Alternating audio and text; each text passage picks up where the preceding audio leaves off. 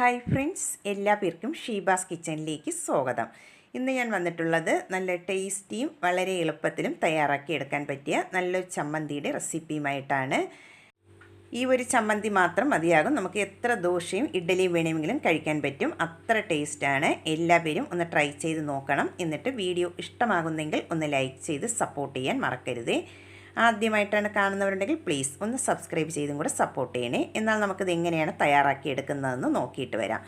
അതിനായി ആദ്യം ഞാനിവിടെ ഒരു പാൻ സ്റ്റൗവിലേക്ക് വെച്ച് കൊടുത്തിട്ടുണ്ട്. അതൊന്ന് ചൂടായി വരുമ്പോൾ അതിലേക്ക് നമുക്ക് 2 ടേബിൾ സ്പൂൺ വെളിച്ചെണ്ണ ഒഴിച്ചു കൊടുക്കാം.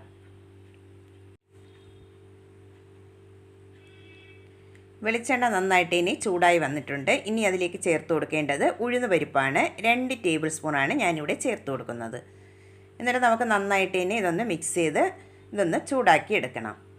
ചെറുതായിട്ട് ഇതൊന്ന് മൂത്ത് വരണം. അതുവരെ നമുക്ക് നന്നായിട്ട് ഇനി ലോ ഫ്ലെയിമിൽ വെച്ചിട്ട് ഇതൊന്ന് മിക്സ് ചെയ്തിട്ട് എടുക്കാം. ഇതിപ്പോൾ ഉഴുന്ന് പരിപ്പ് ചെറുതായിട്ടൊന്ന് മൂത്ത് വന്നിട്ടുണ്ട്. ഇനി നമുക്കിതിലേക്ക് ചേർത്ത് കൊടുക്കേണ്ടത് തേങ്ങ ചിരകിയതാണ്. ഞാനിപ്പോൾ ഇതിലേക്ക് ചേർത്ത് കൊടുക്കുന്നത് 1/2 കപ്പ് തേങ്ങയാണ് ചേർത്ത് കൊടുക്കുന്നത്. എന്നിട്ട് നമുക്ക് നന്നായിട്ട് തന്നെ ഇതൊന്ന് മിക്സ് ചെയ്തിട്ട് എടുക്കാം. ഈ ഉഴുന്ന് പരിപ്പും തേങ്ങയെല്ലാം നന്നായിട്ടൊന്ന് മൂത്ത് വരണം. അതുവരെ നമുക്ക് നന്നായിട്ടൊന്ന് മിക്സ് ചെയ്തിട്ട് എടുക്കാം. ഫ്ലെയിം നന്നായിട്ട് കുറച്ച് വെച്ചിട്ട് വേണം ഒന്ന് മിക്സ് ചെയ്തെടുക്കാനായിട്ട്. ഒരുപാട് ഹൈ ഫ്ലെയിമിൽ വെച്ച് കൊടുക്കരുത്, എന്നാൽ ഉഴുന്ന് പരിപ്പൊക്കെ പെട്ടെന്ന് കരിഞ്ഞു പോകും. അതുകൊണ്ട് ലോ ഫ്ലെയിമിൽ വെച്ചിട്ട് വേണം ഒന്ന് മിക്സ് ചെയ്തെടുക്കാനായിട്ട്. ഇതിപ്പോൾ ഉഴുന്ന് പരിപ്പും തേങ്ങയൊക്കെ ഒന്ന് മൂത്ത് വന്നിട്ടുണ്ട്. ഇത്രയും മതിയാകും. ഇനി നമുക്ക് ഇതിലേക്ക് ചേർത്ത് കൊടുക്കേണ്ടത് ചെറിയ ഉള്ളിയാണ്. ഞാനിപ്പോൾ ഒരു 12 ചെറിയ ഉള്ളി എടുത്തിട്ടുണ്ട്. അത് അതിലേക്ക് ചേർത്ത് കൊടുക്കാം.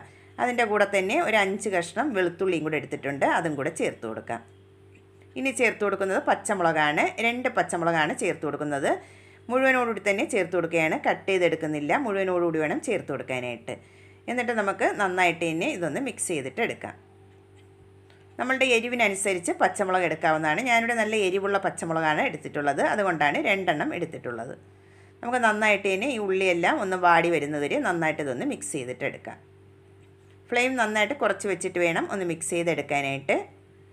ഇതിപ്പോൾ ഉള്ളിയുടെ കളറെല്ലാം ഒന്ന് ചേഞ്ചായി വന്നിട്ടുണ്ട്. ഇത്രയും മതിയാകും. ഇനി നമുക്കിതിലേക്ക് ചേർത്ത് കൊടുക്കേണ്ടത് മല്ലിയിലയാണ്. ഞാനിവിടെ കുറച്ചധികം മല്ലിയില ചേർത്ത് കൊടുക്കുന്നുണ്ട്. ഒരു പിടി മല്ലിയില എടുത്തിട്ടുണ്ട്. അത് നമുക്കതിലേക്ക് ചേർത്ത് കൊടുക്കാം.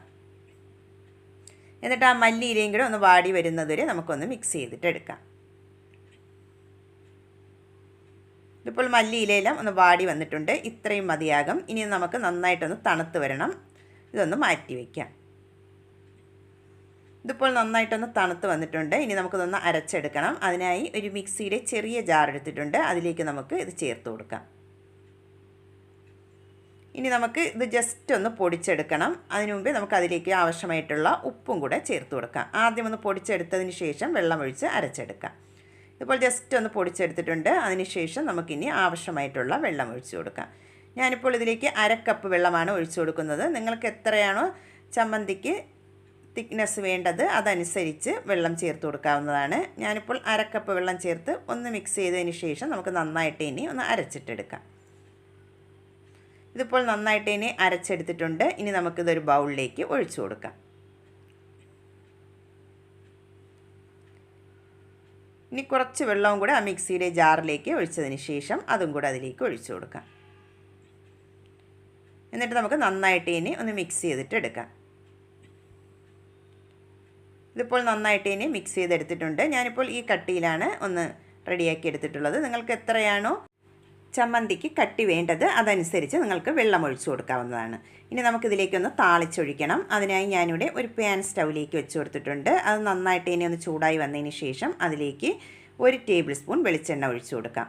വെളിച്ചെണ്ണ നന്നായിട്ട് ചൂടായി വന്നതിന് ശേഷം 1 ടീസ്പൂൺ കടുക് ചേർത്ത് കൊടുക്കാം. കടുക് നന്നായിട്ട് ഇനി ഒന്ന് പൊട്ടി വന്നതിന് ശേഷം 2-3 വറ്റൽമുളക് കട്ട് ചെയ്തതും കുറച്ച് കറിവേപ്പിലയും കൂടെ ചേർത്ത് കൊടുക്കാം.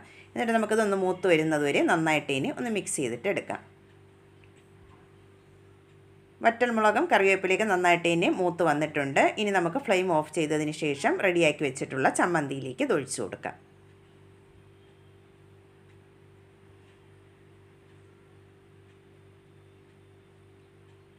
നല്ല ടേസ്റ്റി ആയിട്ടുള്ള ചമ്മന്തിയാണ്. ഇഡ്ഡലിക്കും ദോശയ്ക്കും ഈ ഒരൊറ്റ ചമ്മന്തി മതിയാകും കഴിക്കാനായിട്ട്. എത്ര വേണമെങ്കിലും കഴിച്ചു പോകും. എല്ലാവരും ഒന്ന് ട്രൈ ചെയ്ത് നോക്കണം. എന്നിട്ട് ഫീഡ്ബാക്ക് അറിയിക്കാൻ മറക്കരുതേ.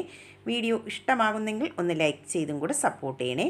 എന്നാൽ നമുക്ക് പുതിയൊരു വീഡിയോയുമായി കാണുന്നതുവരെ താങ്ക്സ് ഫോർ വാച്ചിങ്.